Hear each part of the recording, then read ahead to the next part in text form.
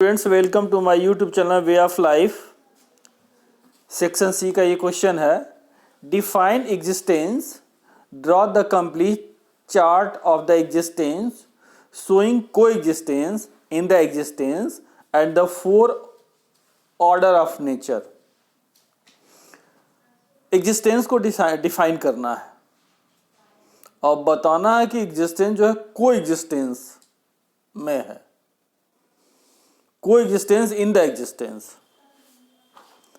और four order में इसकी बात करनी है। देन एज यू नो, हम सबको मालूम है कि all the units together constitute nature. Nature सारी यूनिट से मिलकर बना है। And all the units of nature exist in space, और सारी यूनिट स्पेस में एग्जिस्ट करती है। Which is an important reality to understand. Existence is nothing but the nature in space. Existence किसी भी चीज का क्या है, नेचर में, स्पेस में है। तो एग्जिस्टेंस को यहां पे अलग अलग जानते हैं डिफाइन किया है, एग्जिस्ट प्लस इसेंस। एग्जिस्ट का मतलब होता है टू बी, होना। एग्जिस्ट का करना मतलब टू बी, होना, कोई चीज है। इसेंस का मतलब हार्मनी। कोई भी चीज जानते हैं हार्मनी में एग्जिस्ट कर रही है, इसका मतलब उसका एग्जिस्टेंस होगा, अदरवाइज क्या होगा, एग्जिस्टेंस लेस हो जाएगी। वट एवर एग्जिस्ट, जो भी चीजें एग्जिस्ट कर रही हैं। We define unit as something. Unit का क्या मतलब है? यूनिट का मतलब है मटेरियल जिसकी साइज लिमिटेड हो, like a small blade of human hair to the bigger planet। छोटी से छोटी और बड़ी से बड़ी चीज, सबकी कुछ ना कुछ एक साइज होगी, right. And they all are limited in size, right, bounded on 6 sides. Show all the things we have been studying so far. अब कहता है कि such as human being, animals, lumps of matter as well as various atoms and molecules, all are units and we can recognize them as much they are countable। और कोई भी unit क्या है भाई, मटेरियल है तो वो काउंटेबल है। Next, but there is another reality and that is called space. दूसरा क्या है, स्पेस है। We normally don't pay attention to this reality. हम जानते हैं स्पेस पर कोई भी जानते हैं अटेंशन नहीं देते, बिकॉज क्योंकि हर चीज जानते हैं स्पेस के अंदर सबमर्ज्ड है। जो भी एक्टिविटी हमारी हो रही है वो स्पेस में ही हो रही है। सच एज हमारे और मोबाइल के बीच में स्पेस है, हमारे और स्पेस के बीच में स्पेस है, हमारे और तुम्हारे बीच में स्पेस है, 2 उंगलियों के बीच में स्पेस है। तो स्पेस इज एवरीवेयर, इसलिए बोलते हैं कि स्पेस के अंदर सब कुछ सबमर्ज्ड है, राइट। तो it's a reality because it is not a unit, we can not touch it. Space को हम टच नहीं कर सकते, स्मेल नहीं कर सकते, and normally we see it, right. और देखते कैसे भाई, right, normally just see through it, और इसी के द्वारा हम देखते हैं। क्यों?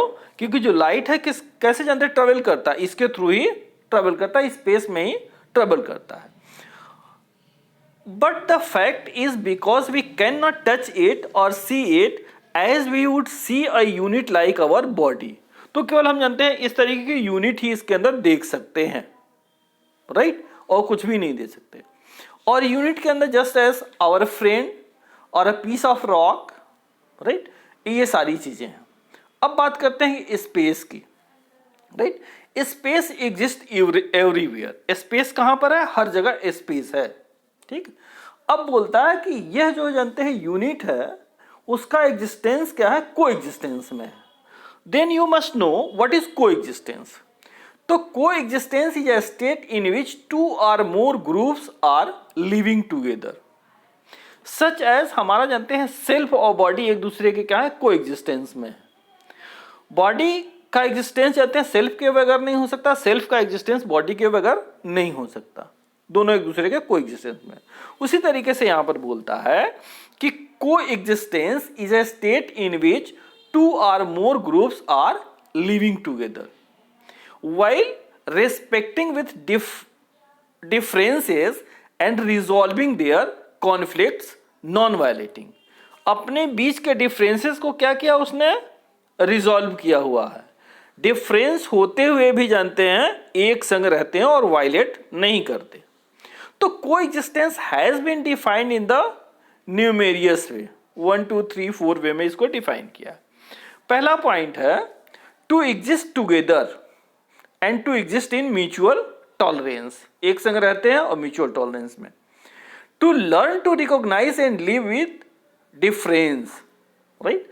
थर्ड है to have a relationship between person और groups in which none of the parties is trying to destroy the other, एक दूसरे को डिस्ट्रॉय करने की कोशिश नहीं करते. And fourth one to exist together and to exist in mutual tolerance. उसके बाद आपको एक फिगर दिखाई दे रहा होगा एग्जिस्टेंस. तो एग्जिस्टेंस के अंदर दो चीजें हैं, पहला जानते हैं यूनिट और दूसरा है स्पेस. दोनों के कैरेक्टर को सेपरेटली यहीं पे हमने डिफाइन कर दिया है. Such as space is limited या बोलते हैं सीमित, और सारी चीजें क्या है, स्पेस में सबमर्ज्ड हैं, राइट. तो स्पेस इज लिमिटेड, स्पेस के अंदर लिमिटेड है, यूनिट है तो लिमिटेड होगा. अब लिमिटेड है और यूनिट है तो वो क्या है, एक्टिव भी होगा, क्रियाशील जिसको बोलते हैं, कुछ ना कुछ करेगा. उसके बाद बोलता है एनर्जाइज्ड होगा, मतलब ऊर्जित होगा, उसके अंदर कुछ जानते हैं ग्रोथ होगा, डीके होगा, कुछ ना कुछ होगा. एंड नेक्स्ट है each unit recognise and fulfil its relation with other unit. Such as अगर बालू और सीमेंट को मिला दे तो जानते हैं वो हार्ड होके फ्रीज हो जाएंगे, राइट. लेकिन बालू को लेकिन जानते हैं सीमेंट को मिट्टी के संग मिलाएंगे तो वो फ्रीज नहीं होगा. तो इसी तरीके से जितने भी यूनिट है वो क्या करती है, एक दूसरे को रिकॉग्नाइज करती है, उसका फुलफिलमेंट करती है, ठीक है.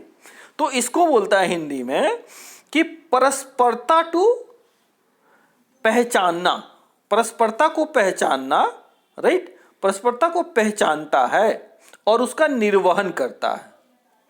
और लास्ट में आता सेल्फ ऑर्गेनाइज. हर यूनिट क्या है, सेल्फ ऑर्गेनाइज्ड है, अपने आप में नियंत्रित है, बियॉन्ड नहीं हो सकती. राइट साइड में स्पेस का मतलब है शून्य, और स्पेस क्या है, अनलिमिटेड. जहां तक देखोगे वहां तक जानते हैं अनंत आकाश दिखाई देगा, स्पेस ही स्पेस हर जगह दिखाई देगी. All pervading, right. तो अनलिमिटेड है, अनलिमिटेड का मतलब असीमित, ऑल परवेडिंग मतलब क्या है, हर जगह व्यापक है. उसका मतलब नो एक्टिविटी, यूनिट में एक्टिविटी थी, इसके अंदर कोई एक्टिविटी नहीं होती. मतलब जानते हैं स्पेस क्या है, क्रिया शून्य है, क्रिया शून्य है. इधर था एनर्जी, यूनिट में एनर्जाइज हो रही थी, मतलब ऊर्जित हो रही थी, लेकिन एनर्जी इन इक्विलिब्रियम. स्पेस की एनर्जी क्या है, कांस्टेंट एनर्जी है, इक्विलिब्रियम समान भाव में रहती है. उसके बाद each unit recognise and fulfil, unit के अंदर था, लेकिन स्पेस के अंदर रिफ्लेक्टिंग एंड ट्रांसपेरेंट, किसी भी चीज को एब्जॉर्ब नहीं करती, वो रिफ्लेक्ट करती है, राइट. जिसके अंदर इसको बोलते हैं पारदर्शिता है इसके अंदर. और लास्ट इसके अंदर आता self organisation is available, self organisation is available. तो बोलता है नियंत्रण, नियंत्रण है इसके अंदर, अपने अंदर, राइट. नियंत्रण की उपलब्धता है, नियंत्रण की उपलब्धता है इसके अंदर अपने आप में, right. When we look at the existence around the, ये सारी चीजें हमने इसके अंदर बता दी. और लास्ट में एक इक्वेशन इसके अंदर दिया हुआ, existence is equal to space plus unit. और ये यूनिट भी किस में है, स्पेस में ही है. Since nature consist of the 4 order we have been discussing, we can say, हम कह सकते हैं कि नेचर के 4 ऑर्डर हैं. तो उस तरीके से existence is equal to nature submerged in space. Nature जो है स्पेस के अंदर सबमर्ज्ड है. Nature is equal to 4 order and those 4 orders are material, plant और बायो ऑर्डर या प्राणिक ऑर्डर, उसके बाद animal and human. These are the 4 orders. और ये 4 ऑर्डर्स क्या हैं, उसके अंदर सबमर्ज्ड हैं स्पेस के अंदर, राइट. तो इस तरीके से हम कह सकते हैं कि किसी भी चीज का एग्जिस्टेंस को एग्जिस्टेंस में है और वह जो है स्पेस के अंदर सबमर्ज्ड है, राइट। नेक्स्ट क्वेश्चन आता है, closely examine 4 order in nature and their participation, explain present state of participation of human order. As you know कि there are 4 orders in nature, material order, plant order, animal order और human order. तो in nature all the units are connected to each other, right? जैसा कि हमको पता है कि जितने भी यूनिट हैं वो एक दूसरे से कनेक्टेड हैं नेचर के अंदर, और क्या करती हैं, एक दूसरे की जानते फुलफिलमेंट करती हैं। Human being is related to all other human being, human being का रिलेशन जानते हैं जितने भी ह्यूमन बीइंग हैं उनसे है। On this basis we have feeling and emotions, और उन संबंधों के बेसिस पे जानते हैं हमारे अंदर फीलिंग और इमोशंस होते हैं। For everyone human being is connected to all the material unit, human being जानते हैं जितने भी मटेरियल यूनिट है उससे कनेक्टेड है इस एग्जिस्टेंस के अंदर, and gets aware of it as the start exploiting it, और उसका एक्सप्लॉइटेशन करता ही रहता है, right. We can see this interconnectedness and mutual fulfilment in the following diagram. आपके पास ये डायग्राम एक बना हुआ है जिसके अंदर मटेरियल ऑर्डर, प्लांट या बायो ऑर्डर और एनिमल ऑर्डर का फिगर है। मटेरियल ऑर्डर का मतलब है पदार्थावस्था, such as soil and water, plant oblique bio order मतलब प्राणावस्था, राइट, लिविंग थिंग्स जिसके अंदर प्लांट एंड हर्ब्स, और उसके बाद एनिमल ऑर्डर जिसको बोलते हैं जीवावस्था जिसमें एनिमल एंड बर्ड्स। और फिगर के अंदर देख रहे हैं पूरा ये साइक्लिक है, जिससे ये शो होता है कि ये एक दूसरे से इंटरकनेक्टेड और इंटर फुलफिलमेंट का प्रोसेस चल रहा है। तो फर्स्ट जानते हैं इसके अंदर देखते हैं मटेरियल ऑर्डर एंड प्लांट या बायो ऑर्डर एक दूसरे से किस तरीके से कनेक्टेड है और किस तरीके से फुलफिलमेंट का प्रोसेस इनके अंदर चलता है। तो इसके अंदर ये फिगर ही है जिसके अंदर ज्यादा एक्सप्लेन कर सकते हैं। तो material order provides the nutrients to the plant, material और न्यूट्रिएंट्स प्लांट को प्रोवाइड करता है because plant is planted on the soil, right. तो प्लांट के न्यूट्रिएंट्स देता है, मिनरल्स देता है एटसेट्रा। वाइल द प्लांट्स या बायो ऑर्डर डीके, प्लांट से बायो ऑर्डर का डीके होता है और क्या करता है वो कन्वर्ट हो जाता है न्यूट्रिएंट में, और न्यूट्रिएंट होकर जाते हैं इनरिच करता है सॉइल को, राइट। फिर आता है plant order also decay of substances like oil and coal which are stored deep within the earth as a protection against the heat from the molten core inside the earth as well as the heat from the sun. Today this is the material we are removing and using as fuel, right? हम जानते हैं निकाल रहे हैं इसको और fuel के रूप में यूज कर रहे हैं। Plant helps move to the nutrients through the various layers of the soil. अब दूसरा आता है the roots of the plants hold the soil together and prevent soil from the erosion, soil erosion से जानते हैं रोकता है, जहाँ पे प्लांट रहते हैं वहां से जानते हैं मिट्टियां कटती नहीं है। Plants produce oxygen and carbon dioxide, oxygen को प्रोड्यूस करता है जो हमारे लिए हेल्पफुल है और कार्बन डाइऑक्साइड को एब्जॉर्ब करता है, राइट। तो there is a mutual through this way जानते हैं we can say there is a mutual interdependency and coexistence we can see here. दूसरी चीज है material order, plant oblique bio order and animal, इन तीनों का connection देख लीजिए भाई। The material order provides the basis for the movement of all animals, सारे एनिमल्स जानते हैं कहाँ रहते हैं भाई, अर्थ पे रहते हैं। Birds and fishes, water, oxygen and other gases are necessary for both plant and animal. At the same time the animal order helps enrich the soil, animal जानते हैं इनरिच कर रहा है, कैसे इनरिच कर रहा है भाई, राइट, क्या करता है भाई, excrete and these excreta help the plants with nutrients, excreta जानते हैं nutrients form करते हैं, right। the plants oblique bio order provides food for animal, plant जानते हैं food के लिए, food के काम आता है animal के, birds के, fishes के, and animal order help in pollination, animal order helps in pollination of the flowers of the pranic order। अब थर्ड एंड लास्ट आता है material order, plant order, animal and human order. इन सब का एक दूसरे से जानते हैं किस तरीके से इंटरकनेक्टेड और इंटर फुलफिलमेंट का प्रोसेस होता है। As the figure is showing you, right, कि सब एक दूसरे से इंटरकनेक्टेड और इंटर फुलफिलमेंट का प्रोसेस के अंदर चल रहा है। एंड बिफोर दिस जानते हैं you have seen the relation between the material order, plant order and animal order. अब इसके अंदर आपको ह्यूमन ऑर्डर ऐड कर लेना है। We human also have a natural acceptance to be mutual fulfillment to these three orders. However, we are not able to ensure this mutual fulfillment.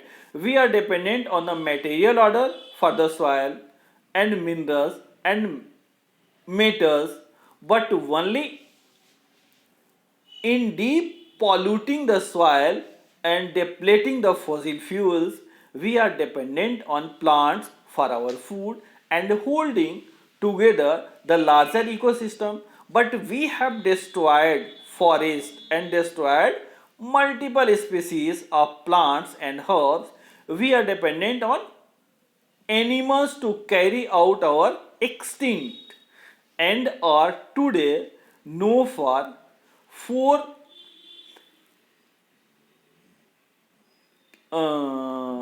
cruelty towards animals.